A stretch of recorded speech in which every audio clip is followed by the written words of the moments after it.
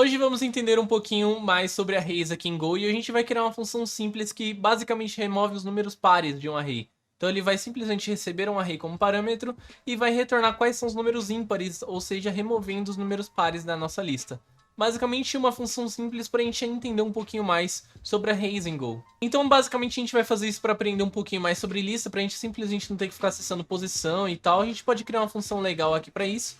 E ela vai receber esse array por parâmetro e vai declarar uma lista de números ímpares para poder retornar aqui quando alguém chamar essa função. Essa lista que a gente mandou por parâmetro vai iterar de i sendo igual a 0 até o tamanho da lista menos 1, né? Apenas i menor igual ao tamanho da lista, i mais, beleza?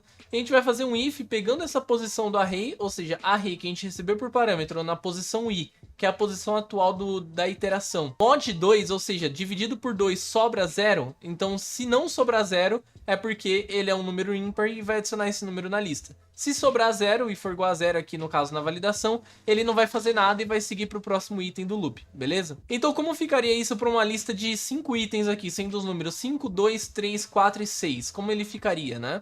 Então ele começaria o odd numbers vazio, totalmente vazio, assim como a gente já viu, ele não instancia números zeros dentro dele, tá? E a lista array que a gente acabou de ver aqui com 5 itens, beleza? Então ele vai inicializar esse for, então ele vai declarar o i sendo igual a 0. Declarando o i sendo igual a 0, ele vai para o primeiro if, né, aqui nesse caso, que ele vai verificar o array na posição i, que é a posição 0 atual, que é o valor 5, ou seja, ele vai ver que é o valor 5. Ele vai fazer 5 mod 2 é diferente de 0? E sim, né? 5 dividido por 2 não sobra 0. Então ele vai verificar que é true. Verificando que é verdadeira essa validação, ele vai para a próxima linha e vai adicionar um número 5 na lista de odd numbers. Então ele vai colocar um append, vai pegar essa posição 0 do meu array, na posição i, que no caso é 0, e ele vai colocar esse item na minha outra lista de números ímpares, beleza? Depois ele vai voltar lá em cima no meu for e ele vai adicionar mais um no i, que vai ficar i igual a 1. Pegando o i igual a 1, ele vai verificar o array na posição 1, que no caso é o número 2. 2 mod 2 sobra 0? Sobra, né? Só que ele está perguntando se é diferente de 0. Sendo diferente, que seria ímpar, não é o caso, então ele não faz nada. Ele vai verificar que é falso e vai para o próximo item. Agora o i é igual a 2, então ele vai fazer a mesma coisa. O array na posição 2, que no caso é o valor 3. 3 mod 2, ou seja, 3 dividido por 2 sobra 0? Não, não sobra 0. Então ele vai entrar e vai verificar que é true.